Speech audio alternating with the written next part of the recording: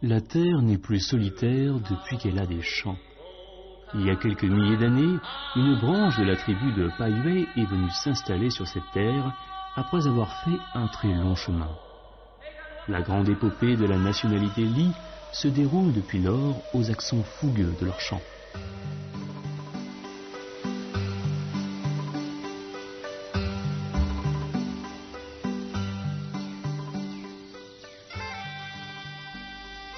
Les Li, une nationalité très ancienne, ont parcouru un chemin extraordinaire depuis des millénaires pour se multiplier.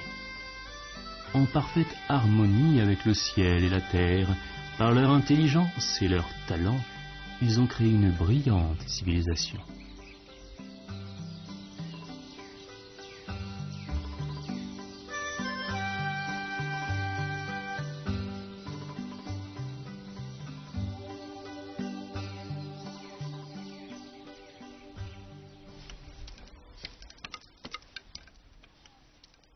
Ce textile au motif de nuages s'appelle brocart Li.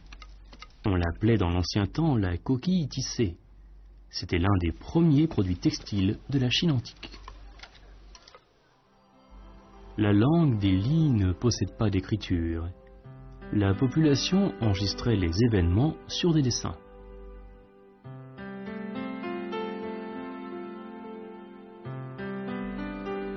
Le motif de ce brocart représente des Li travaillant au champ avec un buffle laboureur. Et sur ce brocart, c'est une pileuse de riz.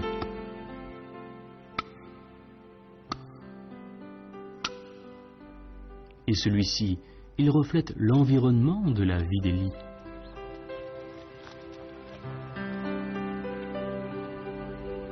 Ces motifs très diversifiés sur le brocart, tels les caractères imagés et concrets, ont immortalisé l'histoire de la nationalité Li. On peut les prendre pour des fossiles vivants de la civilisation des Li.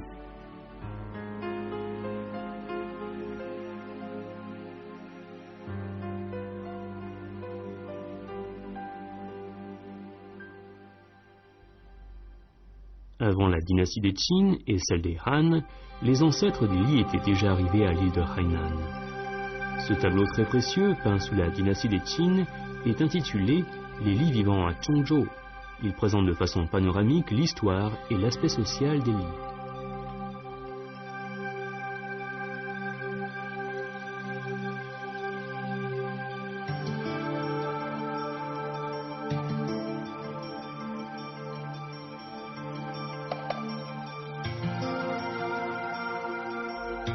Ce tableau a enregistré les premiers logements des Li tels qu'ils étaient. Avec les moyens du bord, on a construit une maison en forme de bateau sur un terrain plat et orienté plein sud.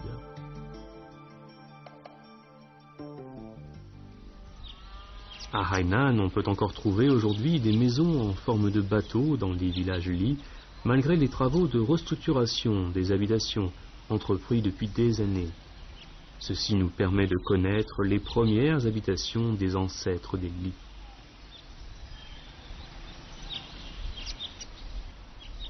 Le village se trouve dans une vallée, sur un terrain plat. On dirait un village naturel.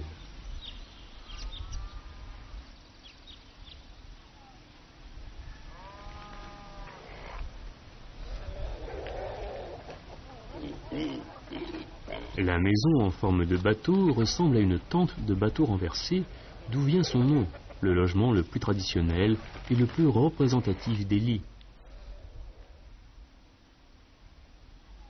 La maison en forme de bateau incarne la profondeur de la grande culture des Li. Elle constitue un monument à la mémoire des ancêtres de la tribu Paiute solidaire qui ont déménagé très loin à l'île de Hainan. Paiute était une tribu de nageurs. Elle a gardé opiniâtrement son symbole culturel légué par ses ancêtres pendant le voyage de déménagement. Elle a choisi le bateau dont elle était tributaire comme son symbole. Même sur la terre ferme, cette tribu habitait dans des maisons en forme de bateau.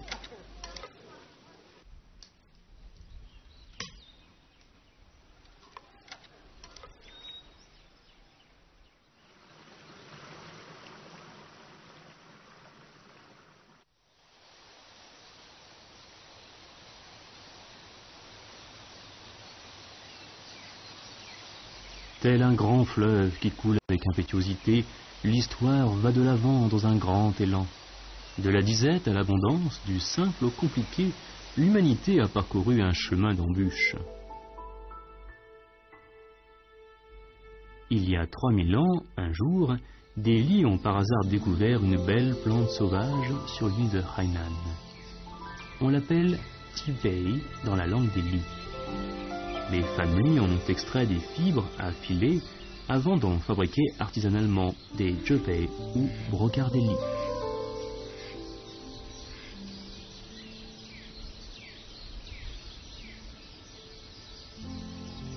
On ne sait plus qui a découvert le premier le Tibei et pourquoi il a choisi cette plante parmi tant d'autres sur toute l'étendue de l'île. Nous croyons qu'il s'agit là plutôt d'un don mystérieux du ciel.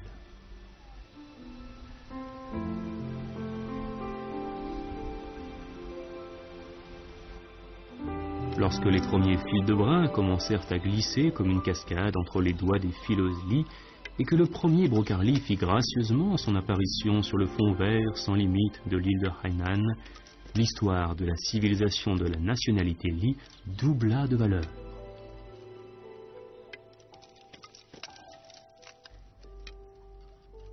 Ces pièces de brocart constituent un microcosme de la culture Li.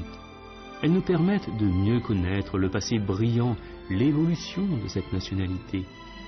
En tant qu'échantillon culturel précieux, elles reflètent parfaitement le haut niveau technique de filature, de tissage, de teinture et de broderie des ancêtres des Li.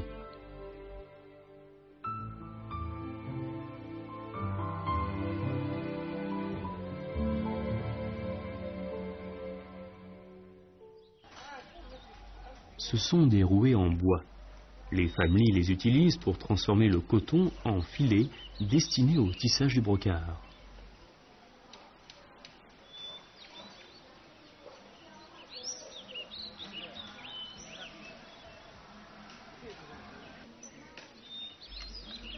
C'est le plus ancien instrument à tisser Li. Comme il est attaché au rein de la tisserande, on l'appelle donc métier à tisser au rein.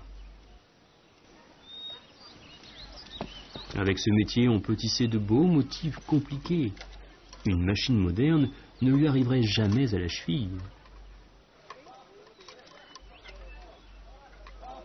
De nos jours, dans leur village, les femmes Li tissent toujours leurs brocarts Li avec des métiers traditionnels. Ces fils contiennent leur joie, leur colère, leur douleur, leur plaisir et leurs rêves. Le temps s'esquive entre leurs doigts travailleurs et boudinés, mais le brocart qu'elles tissent enregistre le temps passé.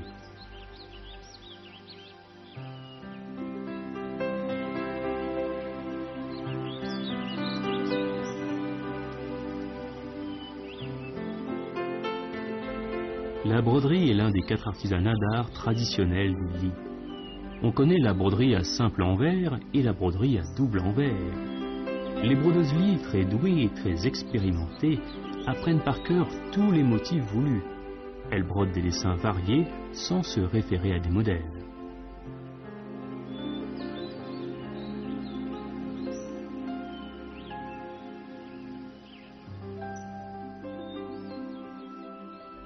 Les Li savent utiliser à bon escient les arbres, les fleurs et les herbes qui poussent autour d'eux. Avec des substances extraites de diverses plantes sauvages, ils fabriquent des filets multicolores.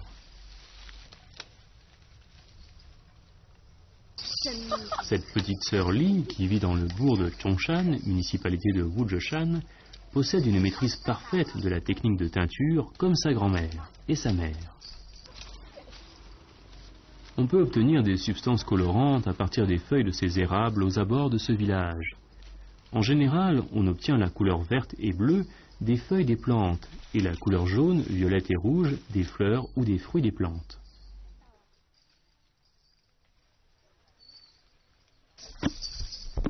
Cette petite sœur Li pile des feuilles d'arbre dans un pilon en bois avant d'en mettre dans une cuve de teinturier pour la fermentation. On fait bouillir les substances colorantes à l'issue d'une semaine de fermentation. Quand la teinture bout, on y met des filets pour les teindre de façon répétée.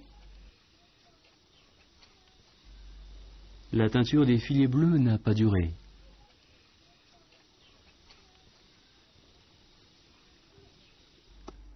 Le gingembre jaune sauvage fournit la substance colorante jaune. On mélange le gingembre jaune broyé et des filets blancs avant de les pétrir. Quand la couleur devient uniforme, on fait tomber les résidus du gingembre en essorant les filets avant de les arranger. Voilà, c'est fin prêt.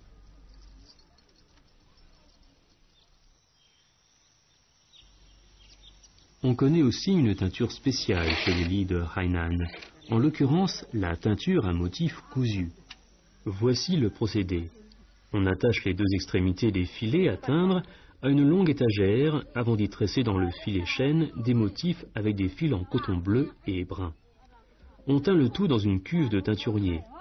Quand tout est séché, on défait les motifs tressés pour mettre en évidence les beaux motifs sur la chaîne. Divers motifs s'enchevêtrent sous l'effet de la tache d'huile du colorant, ce qui les rend plus beaux.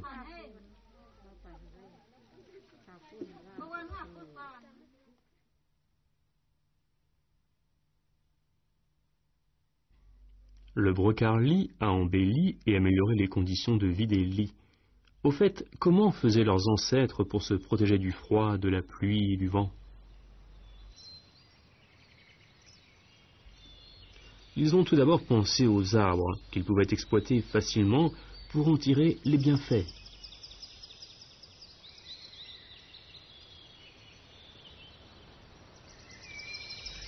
Grâce aux efforts des artisans doués mais inconnus, la toile d'écorce d'arbre entra dans la vie des ancêtres des lits. Cette invention des lits de Hainan a été consignée à jamais dans l'histoire, comme tant d'autres inventions dans le monde.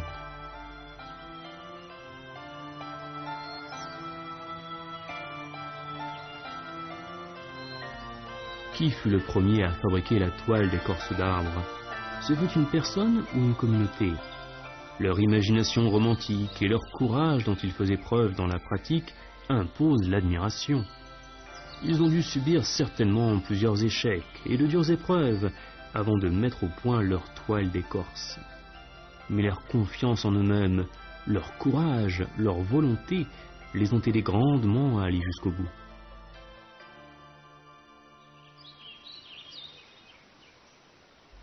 On utilisait notamment l'écorce de l'arbre mortel. C'est la plante ligneuse la plus toxique au monde. Les autochtones l'appellent l'arbre vautour. C'est une espèce d'arbre incluse sur la liste des arbres protégés par l'État. Avec l'approbation des services compétents, nous avons invité un vieillard lit à nous montrer tout le procédé de confection d'un habit à partir de l'écorce d'arbre.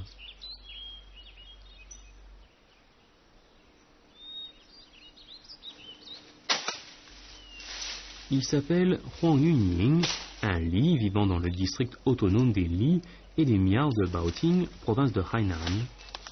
Il connaît bien l'art de la confection de l'habit en écorce d'arbre. Il met un vêtement en toile de lin et se prépare à nous faire une démonstration en ajoutant « le vêtement en lin désintoxique ».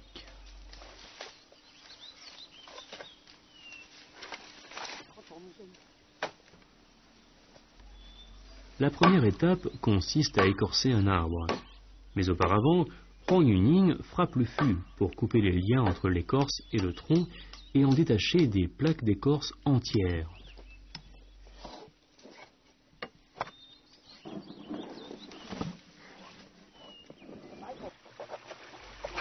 On traite par la suite l'écorce. Enlever les nœuds avant de la tremper dans l'eau pendant une douzaine de jours pour attendrir ses fibres.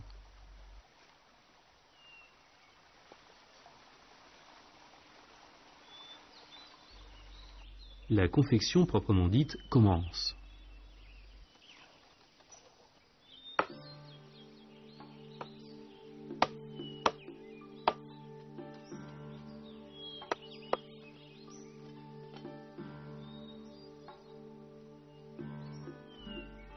Un habit d'écorce est fin prêt.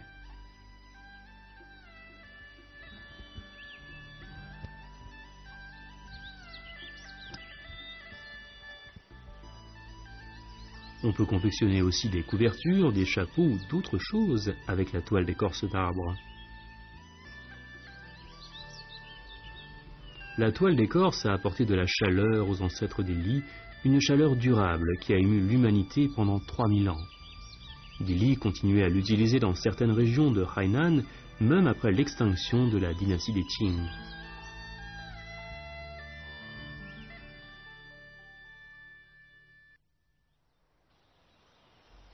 Chaque fois que nous rendions visite à un village Li dans la forêt tropicale, nous tombions toujours en admiration devant la richesse culturelle des Li.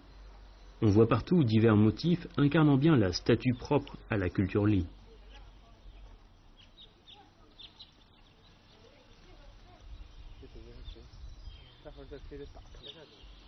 Comment les Li ont-ils procédé pour concevoir leur esthétisme?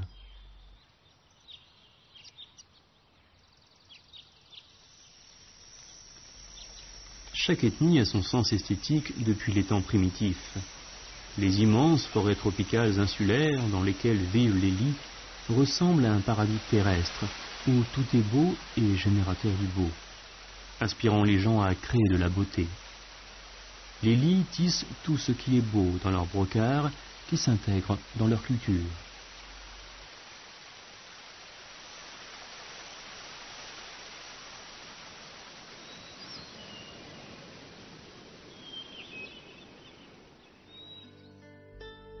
On compte plus de 160 modèles de motifs du brocart Li composés de diverses figures géométriques. Lignes droites, parallèles, triangles, losanges, etc. Le clair-obscur et le bon assortissement de couleurs mettent en évidence les effets d'un contraste parfait. Ces motifs contiennent les principaux totems des Li. Ils font ressentir le terroir et le charme immortel de l'art.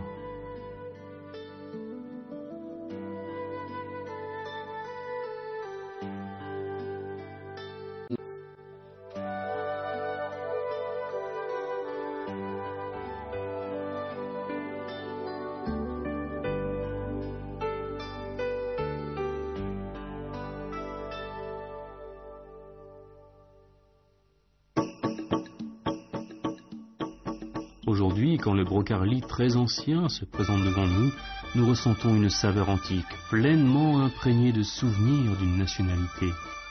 Le brocart, une principale incarnation de la culture Li, reflète par ses motifs la conception esthétique, les us et coutumes et les folklores des Li.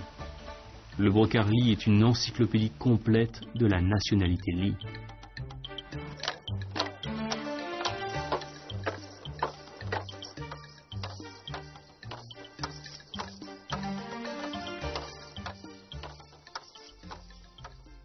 Les folklores des Li sont condensés dans le brocart. Le mariage en est un des composants les plus importants. Nous pouvons voir confusément l'image du mariage traditionnel dans le mariage des Li d'aujourd'hui.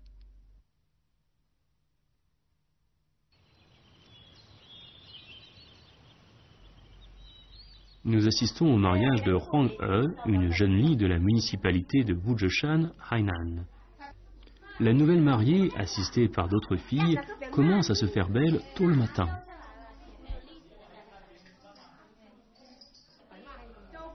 On attend maintenant le nouveau marié qui escortera son amoureuse jusqu'au domicile conjugal.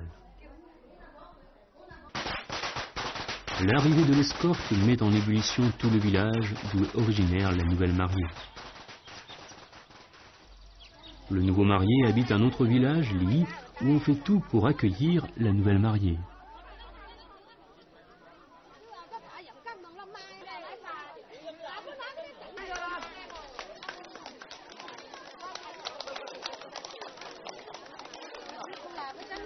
Arrivée chez la belle famille, la nouvelle mariée entre avec son amoureux dans la salle de la mémoire des ancêtres, où leurs parents et amis leur présentent leurs meilleurs vœux.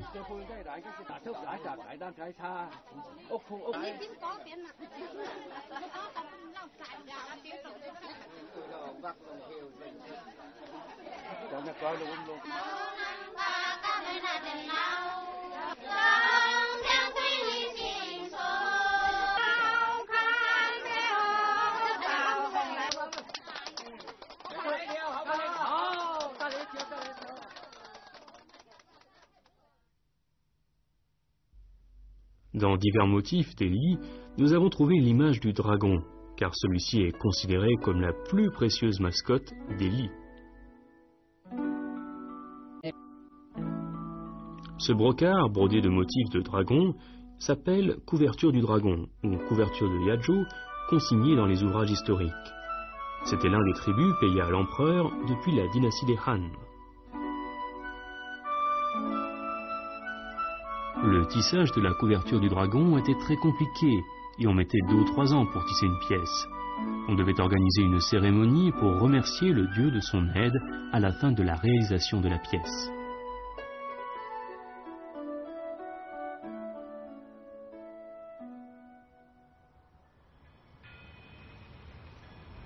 L'histoire chinoise est 2 fois millénaire.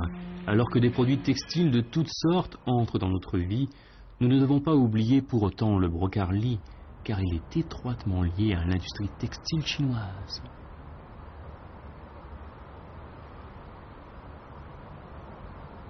Nous sommes dans le village de Shuinan, Yachang, municipalité de Sanya. Sous la dynastie des Yuan, une jeune fille nommée Huang Daopo s'y réfugiait pour fuir son mariage imposé. Aidée par des femmes Li, elle put maîtriser les techniques de filature, de teinture et de tissage. 40 ans après, elle retourna dans son village natal de Wuniting, Songtiang. Elle a enseigné la technique de tissage du brocart des Li à la population locale, stimulant ainsi grandement le développement de l'industrie textile chinoise. Aujourd'hui, Huang Daopo, fondatrice de la filière textile chinoise, est vénérée comme une divinité dans le temple de Confucius de Yazhou, Hainan.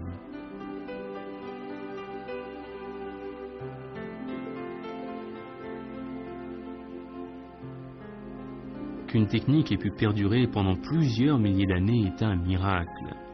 Au temps de l'informatisation, de la numérisation d'aujourd'hui, le brocart Li est vraiment digne d'être qualifié de fossile vivant de la culture humaine. En 2007, le brocart Li fut inclus sur la première liste nationale du patrimoine culturel de Chine. Dans le but de faire du district autonome des Miao et des Li de Baoting, province du Hainan, un district de brocart Li et de promouvoir l'industrie du brocart Li, on y a construit une usine textile du brocart Li et on y a fondé un centre de formation professionnelle spécialisé dans la fabrication du brocart Li.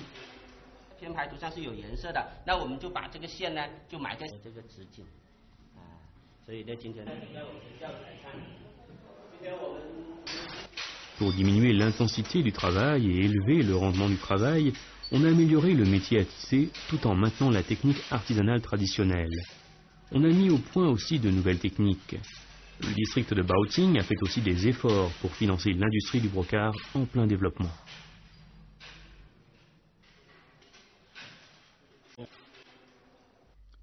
Liu Chaoqiang, directeur de la programmation des motifs du brocart Li, se met à travailler pour mettre au point de nouvelles techniques.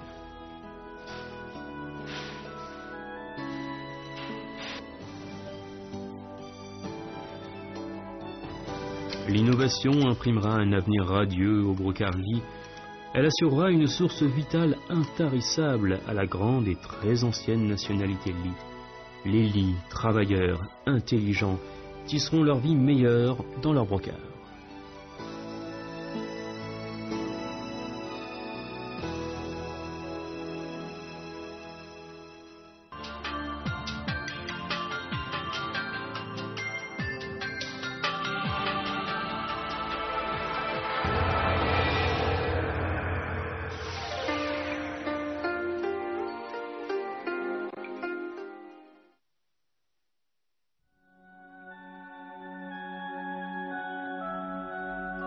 Cette robe jaune clair est dans le style du costume que l'empereur chinois portait en audience à la cour sous la dynastie des Qing entre le XVIIe et XXe siècle. Elle est aussi connue sous le nom de robe au dragon. Dans l'Antiquité en Chine, les simples citoyens ne pouvaient jamais voir une robe au dragon. Monopolisée par la famille impériale, la couleur jaune et les motifs sur ce costume étaient prohibés pour la population.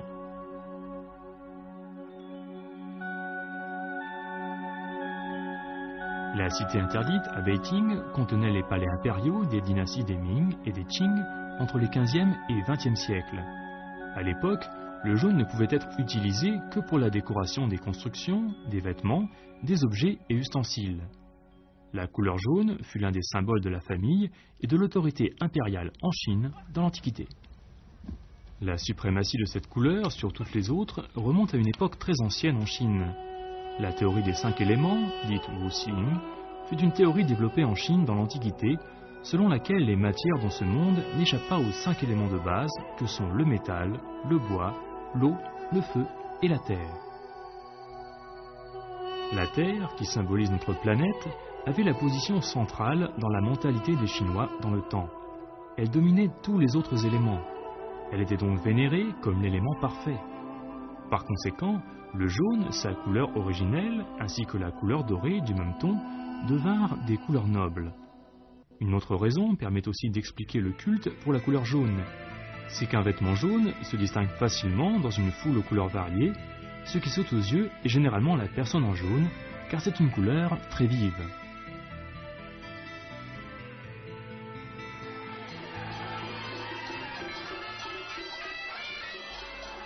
À partir des dynasties des Sui et des Tang, il y a 1 millier d'années, le jaune devint progressivement la couleur exclusivement réservée aux empereurs et aux impératrices en Chine pour leurs vêtements. On employait aussi l'expression « le port de la robe jaune » pour décrire l'accession au trône d'un nouvel empereur en Chine. Sous la dynastie des Ming et des Qing, l'usage de cette couleur a été davantage réglementé. Les documents historiques des Ming montrent que les citoyens n'avaient pas le droit d'utiliser le jaune sur leurs objets. C'était même interdit d'utiliser un fil jaune ou doré pour recoudre les vêtements ou les chaussettes. Dans le temps, la couleur jaune semblait avoir complètement disparu de la vision des gens dans leur vie quotidienne, à part les constructions impériales jaunes, l'élément or naturel, les feuilles jaunies en automne et les fleurs jaunes dans la nature.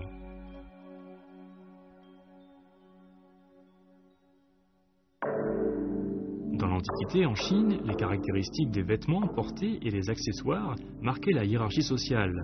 Les dénominations de certains vêtements et accessoires devinrent même des surnoms de certaines catégories d'individus. La robe au dragon jaune symbolisait l'empereur, ceinture de jade et chapeau noir de gaze indiquaient qu'il s'agissait là des mandarins de haut niveau, tandis que les gens simples étaient étiquetés de vêtements de coton.